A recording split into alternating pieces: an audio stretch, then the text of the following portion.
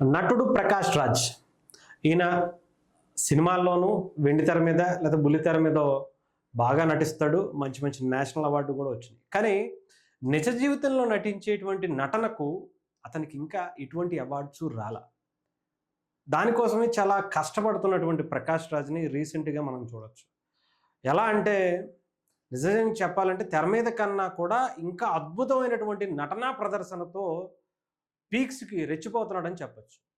ఈరోజు ఇతని గురించి ఎందుకు మాట్లాడుకుంటున్నాం అంటే రీసెంట్గా తను చేసినటువంటి కొన్ని వ్యాఖ్యలు అతను అసలు ప్రకాష్ రాజ్ అనే వ్యక్తి మనిషేనా, మానవుడేనా, ఏమైనా సరే, ఎంతైనా సరే మానవత్వం ఉందా అనుకునేటువంటి ఆలోచనలు కలుగుతున్నాయి. ఎందుకంటే పెహల్గాం దాడి మనందరికీ తెలుసు. టెర్రరిస్టులు ఎంత దారుణంగా వాళ్ళ మతం ఏంటి అని తెలుసుకుని ప్యాంటు డ్రాయర్లు తీసి చెక్ చేసి మరీ చంపేశారు అంటే ఇంకా ఇతను పాకిస్తాన్కే సపోర్ట్ చేస్తున్నటువంటి ఇంకా సైకోనాలా, లేకపోతే ఆ టెర్రరిస్టుల కోవలోకే చెందినటువంటి ఇంకొక టెర్రరిస్ట్ ఇండియాలో మేపుతూ ఇతని సినిమాలు చూస్తూ ఇతనికి డబ్బులు ఇస్తూ ఇతన్ని మన ఇండియా మీదే ఇష్టం వచ్చినట్టు ప్రచారం చేసుకోవడానికి మనమే మేపుతున్నటువంటి ఇంకొక టెర్రరిస్ట్ అనుకోవాలి. ఇలాంటి వాళ్ళు చాలామంది ఉన్నారు. కానీ ప్రకాష్ రాజ్ దాంట్లో ఎక్కువ పాత్ర పోషిస్తాడు. ఎందుకంటే హిందువులంటే ద్వేషం, హిందువులంటేనే ద్వేషం, హిందువులు మాత్రమే ద్వేషం ఇతనికి. ఆ మిగతా హిందువుల మీద దాడులు జరిగితే ఎప్పుడు ప్రశ్నించడు. హిందూ మతం మీద అటు రాముడు తల తీసేసినా, లేదంటే రథాలు తగలబెట్టేసినా, గుళ్ళల్లోకి వెళ్ళి ఒక ముస్లిం వ్యక్తి లేదా ఇంకొక వ్యక్తులు వెళ్ళి ఇష్టం వచ్చినట్టు చేసినా, హిందూ మతం మీద, హిందూ దేవాలయాల మీద, హిందూ దేవుళ్ళ మీద ఇష్టం వచ్చినట్టు ఇతర వ్యక్తులు ఇష్టం వచ్చినట్టు మాట్లాడినా ఇతను రాదు, నోరు పడిపోతుంది. అలాంటి ప్రకాష్ రాజు మళ్ళీ ముస్లిం వ్యక్తి గురించి ఏమైనా తప్పుగా మాట్లాడితే, ముస్లిమ్స్ ఇలాగా మతాన్ని చూసి చంపేశారంటే ముస్లిమ్స్ అందరినీ కానీ ముస్లిమ్స్ని కానీ ఏమన్నంటే ఊరుకోడు. ఇక్కడ ముస్లిమ్స్ అందరినీ మనం అనాలని కాదు. ఆ ముస్లిమ్స్ కొంతమంది ఎవరైతే టెర్రరిస్టులకి, ఉగ్రవాదులకి సపోర్ట్ చేస్తున్నటువంటి కాశ్మీర్లో ఉన్నటువంటి సందర్భాన్ని మనం చూస్తే వాళ్ళని చూడాలి. ఎక్కడో ఇతర దేశాల నుంచి ఇక్కడికి వచ్చి వాళ్ళకి ఆశ్రయం కల్పిస్తూ ఇక్కడ ఉన్నటువంటి పాస్పోర్ట్లను, లేదంటే ఆధార్ కార్డులను, రేషన్ కార్డులను, పథకాలను వాళ్ళకి ఇప్పిస్తున్నటువంటి సాటి ముస్లింలు కూడా ఆలోచించుకోవాలి అని మనం అనుకుంటున్నాం. కానీ ఇక్కడ ఉన్నటువంటి ఈ ఒక్క టెర్రరిస్ట్ చూసుకుంటే ఇతను మనిషేనా అని ఎందుకు అంటున్నాను అంటే, రీసెంట్గా మళ్ళీ పవన్ కళ్యాణ్ గారిని ఇంకొక మాట అంటున్నాడు. ఏంటంటే ఆయన ఇక్కడ రాజకీయ నాయకులందరినీ మన డబ్బులు ఇచ్చి మనం ట్యాక్సీలు కట్టి వాళ్ళు తినటానికి, కట్టుకోవటానికి, పొడుకోవటానికి లగ్జరీ లైఫ్ను మనం ఇస్తున్నాం అబ్బా అని. ఈడేమిచ్చాడు? ఈ పనికి మాలినటువంటి వ్యక్తి ట్యాక్సీలే సరిగ్గా కట్టడని చెప్పి చాలా సందర్భాల్లో అన్నారు. అలాంటిది ఇతనంట పవన్ కళ్యాణ్ గారు లాంటి వ్యక్తికి డబ్బులు ఇస్తున్నాడంట. అసలు ఏమి తెలుసు ప్రకాష్ రాజ్ నీకు? అసలు నీకు ఏమైంది? నీ మానసిక స్థితి బాగానే ఉందా లేదా? మిగతా రాజకీయ నాయకులు అందరూ వేరు, పవన్ కళ్యాణ్ గారు వేరు. పవన్ కళ్యాణ్ గారిని గురించి ఎందుకని నీవు అంత ఆతృతగా బయటకు వచ్చేసి ఇష్టం వచ్చినట్టు వాగేయాలనుకుంటున్నావు? అసలు నీ బాధ ఏంటి ఎవరికి అర్థం కావట్లా. పవన్ కళ్యాణ్ గారి ఆలోచనలు మంచివి కాదు. ఒకరోజు అది అంటాడు, ఒకరోజు ఇది అంటాడు, ఒకరోజు ఇది అంటాడు. ఆయన మెంటాలిటీ ఏంటో నాకు నచ్చలేదు అని అంటున్నావు. మరి అదే మెంటాలిటీతో కదా నువ్వు పక్కన ఉన్నటువంటి కర్ణాటక వాడివి, నువ్వు తెలుగు వాడివి కాదు అని చెప్పి మాలో ఉన్నటువంటి మా అసోసియేషన్లో ఉన్నటువంటి అందరూ వ్యతిరేకిస్తుంటే, ఆ కుటుంబంలో ఉన్నటువంటి నాగబాబు గారు, పవన్ కళ్యాణ్ గారు, చిరంజీవి గారు, ఆయన అభిమానులు, ఆయన సన్నిహితులు అందరూ కూడా నీకు ఓట్లేశారే, అది ఆ రోజు తప్పే కదా. అంతేగా, నువ్వు అనుకున్నప్పుడు పవన్ కళ్యాణ్ గారి ఆలోచనలు తప్పైతే నిన్ను సపోర్ట్ చేయటం కూడా తప్పే కదా. ఎందుకంటే నీలాంటి టెర్రరిస్ట్ అని అప్పుడు పవన్ కళ్యాణ్ గారికి తెలియకపోయి ఉండొచ్చు. నీలాంటి ఒక సైకో మెంటాలిటీ ఉన్నటువంటి వ్యక్తి అని పవన్ కళ్యాణ్ గారికి, నాగబాబు గారికి, చిరంజీవి గారికి తెలిసి ఉండకపోవచ్చు.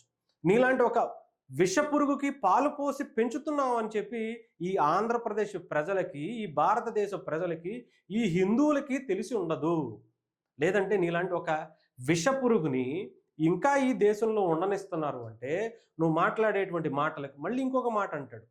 పాకిస్తాన్లో ఉన్నటువంటి సినిమాని ఇండియాలో బ్యాన్ చేస్తే ఈ ఉద్రిక్తత పరిస్థితుల మధ్య అక్కడ వాళ్ళు ఇక్కడకు వచ్చి బిజినెస్ చేసుకుంటూ సినిమాని పెంచుకుని ఇక్కడి నుంచి మళ్ళీ డబ్బులు తీసుకెళ్ళి వాళ్ళకి తిందామని చూస్తుంటే దాన్ని ఆపేస్తామని చెప్పి సెంట్రల్ గవర్నమెంట్ ఒక బలమైనటువంటి నిర్ణయం తీసుకుంటే దాన్ని తప్పుపడుతున్నటువంటి తప్పుడు వ్యక్తి ఇతను. ఏమనాలి ఇతన్ని? ఇతన్ని ఏ చెప్పుతో కొట్టాలనేది కూడా నాకు అర్థం అవ్వట్లేదు. నిజంగా ఇలాంటి వ్యక్తుల్ని అసలు పాకిస్తాన్‌లో ఎంతోమంది అసలు ప్రపంచంలో ఏ మూల టెర్రరిస్ట్ దాడి జరిగినా సరే పాకిస్తాన్‌కే సంబంధం ఉంటుంది. ప్రపంచంలో టెర్రరిస్ట్ కంట్రీ అని ఏదన్నా కొడితే గూగుల్‌లో ఇప్పటికి కొట్టినా పాకిస్తానే వస్తుంది. అక్కడ ఉన్నటువంటి వాళ్ళ స్థితిగతుల గురించి ఆలోచించుకోవటం మానేసి ప్రపంచం మీద భారతదేశం మీద ఈ దాడి చేయాలి, హిందువుల మీద ఈ దాడి చేయాలి, అమెరికా మీద ఈ దాడి చేయాలి, ఈ దేశం మీద ఈ దాడి చేయాలి అనుకుంటా కూర్చున్నటువంటి పాకిస్తాన్ని సపోర్ట్ చేస్తున్నావంటే నీ మానసిక స్థితి ఏంటి? నీ ఆలోచనలేంటి? నువ్వు అసలు మనిషి రూపంలో ఉన్నటువంటి నరరూప రాక్షసుడువా అని అనాలి. ఇంకసలు నువ్వు ఏ రకంగా అనుకుంటావు? నువ్వు అసలు మనిషి జాతిలో పుట్టకూడనటువంటి ఒక మానవ మృగంలా నిన్ను చూడాలి. ఇంకా ఇలాంటి వ్యక్తుల గురించి కూడా నిజంగా ఇలాంటి వాళ్ళ మీద దేశద్రోహం కేసు పెట్టాలి. వాక్ స్వతంత్రం పేరుతో మాట ఏదైనా సరే ఎవరినైనా అనేయచ్చు అనంటే, అరే మనది ఈ దేశంలో పుట్టావు, ఈ దేశంలో పెరిగావు, ఈ దేశంలో నీళ్లు తాగావు, ఈ దేశం తిండి తిన్నావు, ఈ దేశం డబ్బు దొబ్బి తింటున్నావు. నువ్వు నీ పిల్లలు అందరూ దొబ్బి తింటాకి ఇంకా ఈ దేశం నీకు సహకరిస్తూనే ఉంది. నీకు ఒక నటుడిగా అన్ని విధాలా ఈ దేశంలో ఉన్నటువంటి హిందువులు, ముస్లింలు, క్రిస్టియన్లు అన్నీ కూడా ఈ దేశం నీకు ఇచ్చింది. నువ్వు ఈ మాట్లాడేటువంటి స్వేచ్ఛను కూడా ఈ దేశం ఇచ్చింది. అయినా కూడా ఒక విషపురుగులాగా ఈ దేశం మీద నువ్వు విషం చుమ్ముతా ఉంటే నిన్ను అసలు మనిషిని ఎవడన్నా అంటాడా? నాకైతే ఈయన మనిషి అంటే వాళ్ళు కూడా మనుషులు కాదేమో అనిపిస్తుంది. మానవత్వం అనేది మచ్చుకైనా కనిపించని నువ్వు ఎప్పుడు అసలు ఎవరికి ఒక రూపాయి ఎడం చేత్తో కూడా ఇచ్చినటువంటి వ్యక్తివి కాదు నువ్వు సమాజం గురించి మాట్లాడుతున్నావు. పవన్ కళ్యాణ్ గారు లాంటి వ్యక్తి ఆయనకున్నటువంటి ఆస్తులేంటి, ఆయనకున్నటువంటి అప్పులేంటి, ఆయన చేసినటువంటి అనేకమైన దానాలు ఎన్ని లక్షల కోట్ల రూపాయలు ఉంటాయి. అసలు ఆయన గురించి మాట్లాడేటువంటి ఏమాత్రం అర్హత ఉందా?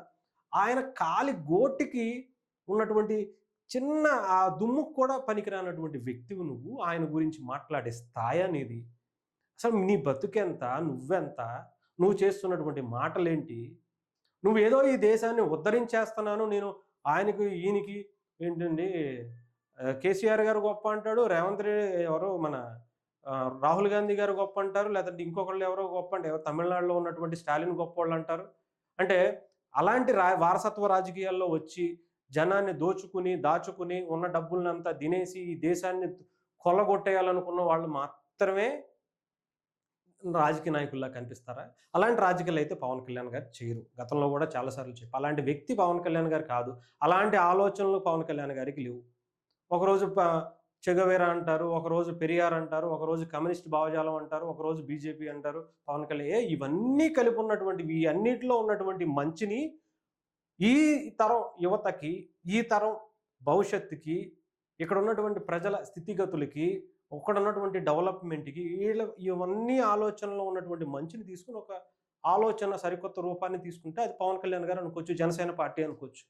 అంటే నీకులాగా దాచుకున్నోడికి నువ్వు సపోర్ట్ చేయాలంటే అలాంటివి చేయరు ఎవరు. మేము కూడా యాక్సెప్ట్ చేయం. ఒకవేళ అలా పవన్ కళ్యాణ్ గారు మాట్లాడితే నిన్ను ఈ రోజుల్లో పిచ్చుకుక్కని ఎలా అంటారో అలాగే ఎవరినైనా కూడా అనాల్సినటువంటి పరిస్థితి అయితే ఉంటుంది. సో ఇంకొకసారి ఇలాంటి వ్యక్తుల గురించి అసలు ఎంకరేజ్ చేయకండి. ఫస్ట్ చూడటం మానేయండి. ఇలాంటి వ్యక్తుల సినిమాల్ని బ్యాన్ చేస్తామని చెప్పి డైరెక్ట్ ఓపెన్ స్టేట్మెంట్ ఇవ్వండి. ఎవరో కూడా ప్రకాష్ రాజ్ అని సినిమాల్లో తీసుకుంటే మేము ఆ సినిమాని చూడమని చెప్పి చెప్పండి. ఎందుకంటే ఇలాంటి దేశద్రోహుల్ని మన డబ్బులు మన కష్టార్జితం సంపాదించి ఇలాంటి సైకోల్ని, టెర్రరిస్టుల్ని మనం తయారు చేసి మన మీదగా వదిలేస్తే ఇతని మీద ఉన్నటువంటి ఇతని భావజాలానికి నచ్చి ఇంకొక టెర్రరిస్ట్ తయారవుతాడు. నేను హిందువులను చంపేస్తా, నేను వీళ్ళని కించపరిచేస్తా, మన భారతదేశ అందరినీ కూడా ఇలా తయారు చేసుకుంటా అంటే ఒక సైకోలందరూ ఒక గ్రూప్ కట్టుకుని ఇలాంటి సైకోల్ని నాయకుడిగా చేసుకున్నట్టు అవుతుంది.